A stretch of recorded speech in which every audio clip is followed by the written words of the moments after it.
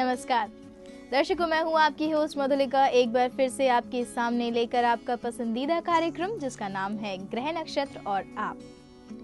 दर्शकों, हर सुबह हम आपके लिए लेकर आते हैं आपकी समस्याएं और उनके समाधान। तो लीजिए, एक बार फिर से लेकर आए हैं आपकी समस्याओं के ज्योतिषीय समाधान और साथ ही साथ आपको बताएंगे ज्योतिष विज्ञान से जुड़ी हुई ढेर सारी जानकारियां और बताएंगे कि क्या कुछ खास है आज के दिन में आप सभी के लिए आज के दैनिक राशिफल में।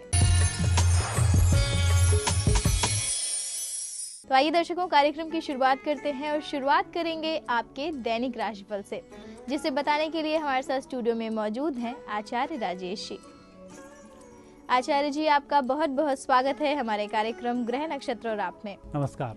तो दर्शकों, आज दिनांक 27 जनवरी और दिन है सोमवार का। तो आइए जानते हैं आचार्य राजेश जी से क्या कुछ खास है आज के दिन में आप सभी के लिए। दर्शकों, आज छठ तिल एकादशी है।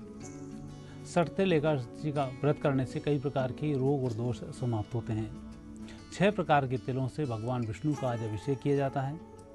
जो अभिषेक होता है उसका चरणामृत भी व्यक्ति लेता है और साथ ही छठ तिल से बने हुए लड्डुओं को दान भी किया जाता है। ऐसा करने से भगवान विष्णु प्रसन्न होते हैं और ये महीने की आखिरी तिल का समय होता है जो भगवान विष्णु को चढ़ाकर अन्य कामों में इस तिल का उपयोग आज से प्रारंभ हो जाता है। ये था आपका दैनिक राशिफल और आपके लिए आज का समृद्धि सूत्र।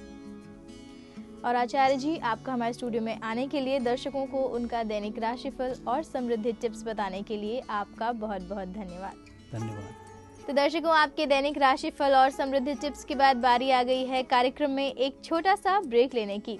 लेकिन ब्रेक के उस पार भी जारी रहेगा कार्यक्रम का सिलसिला और बताएंगे आपको आपकी समस्याओं के समाधान।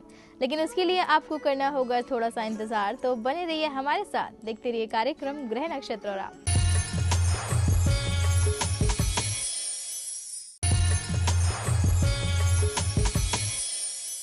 ब्रेक के बाद दर्शकों, आप सभी का एक बार फिर से बहुत बहुत स्वागत है हमारे कार्यक्रम ग्रह नक्षत्र और आप में। और आइए कार्यक्रम के सिलसिले को आगे बढ़ाते हैं और चलते हैं आपकी समस्याओं और उनके ज्योतिषीय समाधान की तरफ। और आज आपकी समस्याओं के समाधान देने के लिए हमारे साथ स्टूडियो में मौजूद हैं प्रख्यात नक्षत्रगतान्वेषी डॉक्टर शंकर चरण त्रिपाठी जी। गुरुजी, आपका बहुत बहुत स्वागत है हमारे कार्यक्रम ग्रह नक्षत्र और आप में। प्रणाम। तो गुरुजी, हम बात कर रहे थे भारत के लग्न के बारे में, तो कृपया हमारे दर्शकों को बताएं कि भारत के लग्न के अनुसार आगे की परिस्थितियां क्या हैं। आपने देखा दशम भाव के महारथी यानी भारत की कुर्सी के निमित्त और भारत के तख्त पर आसीन होने के निमित्त 18 दिन का महासंग्राम और 24 पार्टियों का एक साथ युद्ध क्षेत्र में आना तथा उसमें 3 कोण ट्रायंगल 3 कोण में, जिसमें तीनों कोणों से के सिंबल्स से देखें तो के, जे एंड आई, के, जे एंड आई। के से कमल या के से केतली, जे से झंडा या झाड़ू और आई से कांग्रेस आई। आई और झाड़ू ये आधारशिला पर, चूंकि रूलिंग पार्टी पर हैं, ये दिल्ली का तख्त तथा केंद्र की सरकार, और कमल प्रोजेक्टेड है, इमेजिनेशन पर है। ये व्याख्या में आपने मोदी नरेंद्र भाई के प्रमाण को आपने लिया कि द जेन ऑफ केतली का तीसरा भाव सिद्ध करता है।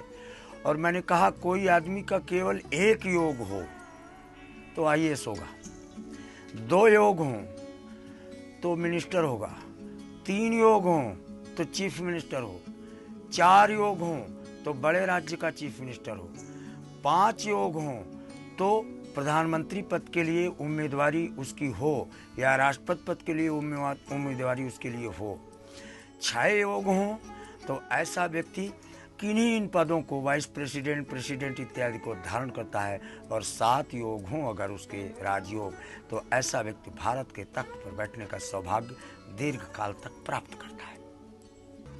इसमें कूटस्थ भाव है साइकिल आमंत्रण देगी झाड़ू को, साइकिल आमंत्रण देगी कमल को। और अगर इसमें अलेक्जेंडर द ग्रेट बनाम मुलायम यानी साइकिल के अध्यक्ष को हम देखें दशम भाव, तो बड़ा विकट संघर्ष होगा चतुर्थ भाव पर। भारतवर्ष के तख्त की प्राप्ति के लिए उत्तर प्रदेश में बड़ी मारामारी होगी। और मारामारी क्यों होगी? क्योंकि सबसे महत्वपूर्ण बिंदु यह है कि शनि का जो परमोच्च स्थिति चतुर्थ पर है यानी उत्तर प्रदेश पर है। यानी उत्तर प्रदेश का साइकिल का राजा कदापि अपनी सीमा में किसी को भी प्रवेश साम दाम दंड भेद से अपनी सीमा के अंदर प्रवेश करने नहीं देगा। अगर और मगर ज्योतिष विज्ञान में होता नहीं, सिंबल्स की लड़ाई है। और सिंबल कैरेक्टरिस्टिक यानी नक्षत्र विज्ञान तथा लाक्षणिक विज्ञान की प्रमुख आधारशिला, जैसे जमीन के अंदर जड़ किधर गई है, जमीन के अंदर पेड़ की जड़ किधर गई है, जो यह बता ले वो लड़ाई और युद्ध कर। इसमें मेरे कोई प्रमाण नहीं। वेदों में वाल्मीकि ऋषि ने राम जन्म के तीन जन्म पहले, 3 पीढ़ियां पहले राम के जन्म लेने का प्रमाण दिलीप राजा के समय दिया था। यानी राम के बाबा यानी पर बाबा के समय। और उस समय उन्होंने सिपाहियों के नाम तक बताए थे, स्थान के नाम तक बताए थे, और कौन किसके हाथ में किधर मुख करके लड़ाई करेगा, यहाँ तक की व्याख्या मिलती है। शायद वाल्मीकि ऋषि का ये ग्रंथ, सुपनुत ग्रंथ, त्रिकालज्ञता के शीर्षस्थ भाव को स्पर्श कर चुका था। और ये उसी की समीचीन व्याख्या है कि चतुर्थ भाव पर साइकिल से लड़ना खेल नहीं। उत्तर प्रदेश में तुला का शनि होने के कारण साइकिल से लड़ना खेल नहीं, लोहे के चने चबाना है। क्योंकि साइकिल में लोहे के छर्रे होते हैं, वही चने हैं। और बड़ी तैयारी से मोदी तुमको यूपी में आना है, यहाँ दाल गलने वाली नहीं। क्योंकि साइकिल बहुत तेज चलेगी और कमल कुचला जा सकता है। Imagination, guess, speculation, logic is not at all the jurisdiction of astrology.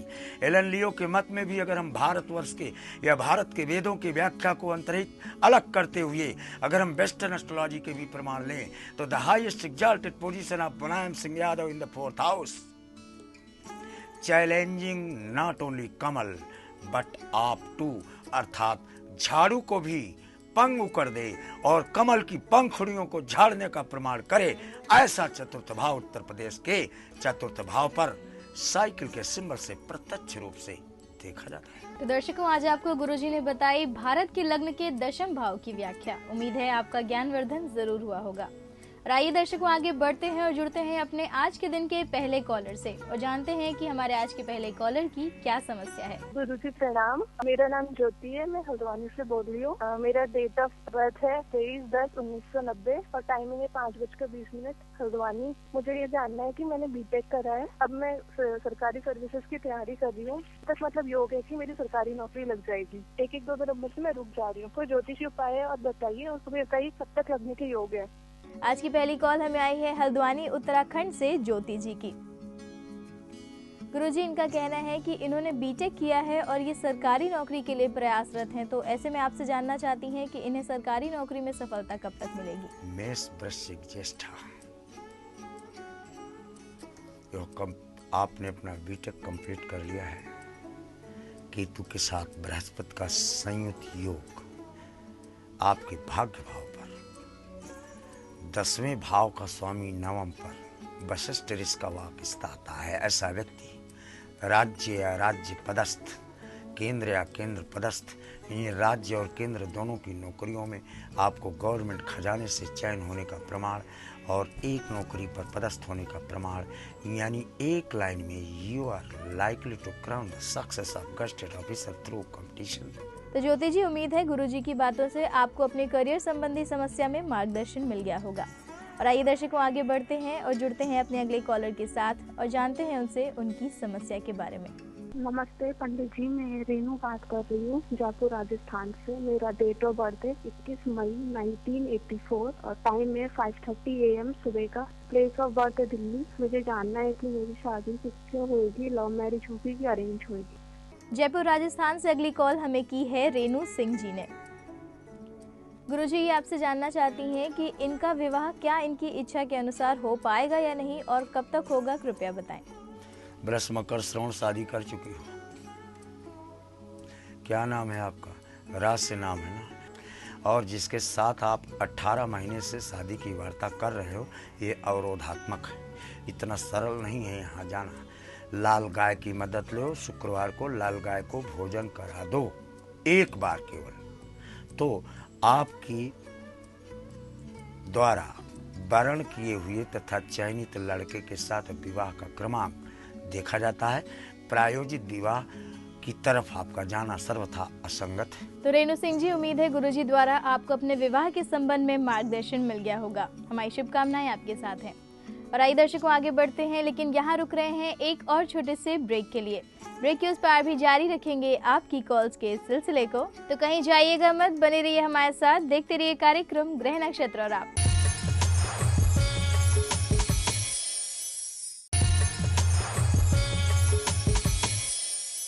Break के बाद दर्शकों, आप सभी का एक बार फिर से बहुत बहुत स्वागत है हमारे कार्यक्रम ग्रह नक्षत्र और आप में। और आइए दर्शकों, कार्यक्रम को आगे बढ़ाते हैं और जुड़ते हैं अपने अगले कॉलर से और जानते हैं कि क्या है हमारे अगले कॉलर की समस्या। गुरुजी प्रणाम, मैं अनामिका चौहान MP अनूपपुर डिस्ट्रिक्ट से बोल रही हूँ। मुझे अपने पिताजी के बारे में जानना है। उनका नाम है अवधेश चौहान, जन्म स्थान है मऊनाथ भंजन। वो 55 साल के हैं और उन्हें परेशानी है कि उनके खर्च उनसे बहुत ज्यादा हो रहा है, बचत नहीं हो रही है। तो कृपया कोई ज्योतिषी समाधान हमें बताएं। धन्यवाद। अगली कॉल हमें की है अनामिका चौहान जी ने मध्य प्रदेश से। गुरुजी, अपने पिताजी के लिए आपसे प्रश्न कर रही हैं। इनका कहना है कि इनके पिताजी का आय से भी अधिक व्यय होता है, तो ऐसे में आप इन्हें कोई उपाय बताएं। आय से अधिक व्यय कब होता है? कुंडली तो है नहीं आपके पिताजी। आप अपना भी अगर बता देते तो भी चलता, क्योंकि परफेक्ट पूर्ण परिस्थिति लेने के बाद ही कोई चीज़ बोली जा सकती है। तथापि लाक्षणिक आधार पर आपके पैतृक मकान को पूर्व व उत्तर की तरफ दरवाज़ा तो था, लेकिन दक्षिण की तरफ दरवाज़ा और खिड़की खोलने के बाद तथा पशुशाला के ऊपर कमरे बनाने के बाद, उधर ही जल का प्रवाह होने के बाद आपके यहाँ आय चाहे जितनी हो, लेकिन खर्च उससे 1.5 गुना रहेगा। अतः इसको वृद्धाश्रम की संज्ञा दी गई है। आपके पिता के पैतृक मकान के अलावा एग्रीकल्चरल खेती करने योग्य जमीन भी है। इसमें बा नाम के खेत में बेल और बांस दोनों लगे हुए हैं, जिसमें बेल कटवा दिया है, बांस की सीट अभी भी बाकी है।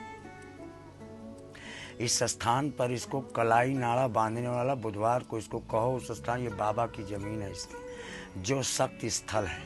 इस पर जाकर कलाई नाड़ा बांध दे तो बुध की गिरफ्तारी होने के उपरांत इनको निश्चित तौर पर आय और व्यय में समरूपता देखने को मिलेगी। तो अनामिका जी, उम्मीद है गुरुजी ने आपको जो भी बातें बताई हैं आपने उन्हें ध्यान से सुन लिया होगा। आपके पिताजी की जो भी समस्या है वो बहुत जल्द दूर हो जाए, इसके लिए हमारी शुभकामनाएं।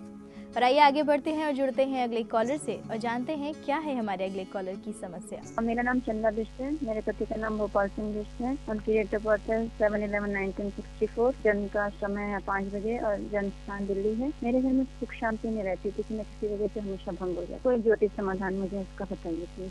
मुंबई महाराष्ट्र से अगली कॉल हमें आई है चंदा बिष्ट जी की। गुरुजी, अपने पति के बारे में आपसे एक प्रश्न कर रही हैं। इनका कहना है कि इनके घर में सुख शांति बिल्कुल भी नहीं रहती है, तो ऐसे में आपसे ज्योतिषीय उपाय चाहती हैं। साउथ की ऊर्जा जब भी जल से प्रवाहित होती है, निश्चित तौर पर शांति भंग, धन भंग, अनेकानेक और सुख और शांति दोनों में से जिसको अनुकूल अवस्था कहते हो, ये दक्षिण की दिशा को अवलोकित करने के बाद स्पष्ट रूप से प्रमाण होता है कि दक्षिण के समानांतर तो आप कुछ कर नहीं सकते, क्योंकि इधर आपका मकान है, 2 मंजिला मकान है। इधर कुछ नहीं, कोई उपाय नहीं कर पाओगे आप। आपको करना क्या है, आपकी उत्तर की तरफ जो गैलरी निकलती है, आपकी उत्तर नॉर्थ की तरफ, ये गैलरी के जस्ट सामने अभी आपकी बिल्डिंग निर्माणाधीन है और इस पर होने वाले शोर शराबा तथा निवास करने वाले अप्रत्याशित आने जाने वाले लोगों का समूह आपकी ऊर्जा को बाधित करता है। तो सिद्धि विनायक का ले आओ एक मिट्टी के, और उनके सामने काले तिल के 12 लड्डू रख लो। फिर ये चाहे अगल बगल वाली जितना शोर और अशांति मचावें, आपके घर में शांति का डेरा कायम रहता है। तो चंदा जी, गुरुजी के बताए हुए उपायों को अपनाइए, आपके घर में सुख शांति बहुत जल्द आएगी। हमारी शुभकामनाएं आपके साथ हैं। और आइए आगे बढ़ते हैं और जुड़ते हैं अपने अगले कॉलर से और जानते हैं उनसे उनकी समस्या के बारे में। गुरुजी प्रणाम, मैं आलोक अंकित बोल रहा हूँ। मेरा डेट ऑफ बर्थ है 15 अगस्त 1991। समय है सुबह का 12:35 AM। मैं बीटेक कर रहा था और मेरे एक्सीडेंट 2011 में होने के कारण मेरा बीटेक का पढ़ाई छूट गया। तब से मैं जनरल की तैयारी कर रहा हूँ, लेकिन अभी तक कोई मुझे जॉब नहीं लगी है। मैं अपने फ्यूचर के लिए बहुत चिंतित हूँ गुरुजी। क्या मेरी सरकारी जॉब होगी, और होगी तो कब तक होगी? कृपया कर मुझे कोई समाधान बताए। धन्यवाद। गया बिहार से अगली कॉल हमें की है आलोक अंकित जी ने। गुरुजी, इनका कहना है कि ये बीटेक कर रहे थे, किंतु एक्सीडेंट होने के कारण इनका बीटेक बीच में ही छूट गया। तो अब ये सरकारी नौकरी के लिए प्रयास कर रहे हैं। तो आपसे जानना चाहते हैं कि इन्हें सरकारी नौकरी कब तक मिलेगी? ब्रश करना चित्रा भयंकर काल सर्प योग के साथ साथ सैटर्न और सन यानी सूर्य और शनि की ऊर्जा आपको इस दुर्गति का मूल कारण बनाई, लेकिन लाइफ को आपके कोई डेंजर नहीं है। चंद्रमा से द्वादश बृहस्पति हो गया है, दोनों चीज़ें आपके विरोध में हैं। तथापि सूर्य चंद्रमा से एकादश है, अतः आपको गवर्नमेंट खजाने से, विशेषकर बैंकिंग और टीचिंग क्षेत्रों से धन प्राप्ति उतना ही था जितना सूर्योदय, इसलिए आपको अपना पुरुषार्थ जारी रखना चाहिए। तो दर्शकों, आलोक अंकित जी की समस्या के समाधान के साथ ही वक्त आ गया है कि हम अपने आज के दिन के आखिरी कॉलर से जुड़ें। तो आइए जानते हैं अपने आज के आखिरी कॉलर से उनकी समस्या को। गुरुजी नमस्कार, मैं खुशबू सिंह वलसाड़ गुजरात से बोल रही हूँ। मुझे मेरे पिताजी सत्य प्रकाश सिंह के बारे में कुछ पूछना है, और उनकी डेट ऑफ बर्थ है 20 जनवरी 1967। टाइम 13:42 दोपहर को। Place of birth Gorakhpur UP. मेरे फादर की सर्विस बार बार छूट जाती है। 13 साल में 30 बार उनकी सर्विस छूट चुकी है, और कृपया इसका कोई उपाय बताएं। आज की आखिरी कॉल हमें की है खुशबू सिंह जी ने वलसाड़ गुजरात से। गुरुजी, ये अपने पिताजी के लिए आपसे प्रश्न कर रही हैं। इनका कहना है कि इनके पिताजी की नौकरी बार बार छूट जाती है, तो ऐसे में आप इन्हें बताएं कोई ज्योतिषीय उपाय। ब्रह्मेश भरणी राहु जबई मुई आई ग्रसे, ये 50 बार सुन चुकी ना। चंद्रमा और राहु जब एक साथ संयुक्त होते हैं तो आजीवन ग्रहण की स्थिति रहती है। नीम के ऊपर करेला चढ़ गया, ऊपर शनि भी बैठे हैं वहीं पर। दृष्टिगत किस्मत यानी एकादश पर शनि और पंचम पर मंगल, तो शनि की 19 और 8 27 नौकरी आपके बाप को लिखती है, और आपने 30 कही है। बिल्कुल सरेआम गलत कहा है। गिन लेना, तिल भर अंतर नहीं पड़ेगा। मैं यहाँ नाटक और ड्रामा करने या क्लियर करने नहीं आता। Your father has completed 27 employment, और 3 अभी बाकी हैं, जबकि आपने 30 कहा है। शनि जब एकादश होता है तो ऐसे व्यक्ति की शक्ल देख करके बॉस का मूड खराब हो जाता है। अपने बाप को कहो कि इमली के पत्ते ले आवे, लेमिनेट करा के जेब में रखे।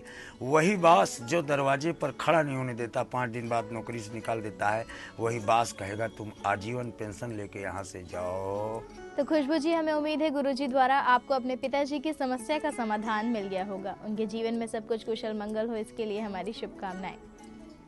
और गुरुजी, आप हमारे स्टूडियो में आए, अपने दर्शकों को उनके सवालों के जवाब दिए, इसके लिए आपका बहुत बहुत धन्यवाद। शुक्रिया। तो दर्शकों, आज के कार्यक्रम में बस इतना ही। कल आपसे फिर मुलाकात होगी इसी समय इसी चैनल पर। तब तक के लिए अपनी होस्ट मधुलिका को दीजिए इजाजत। नमस्कार।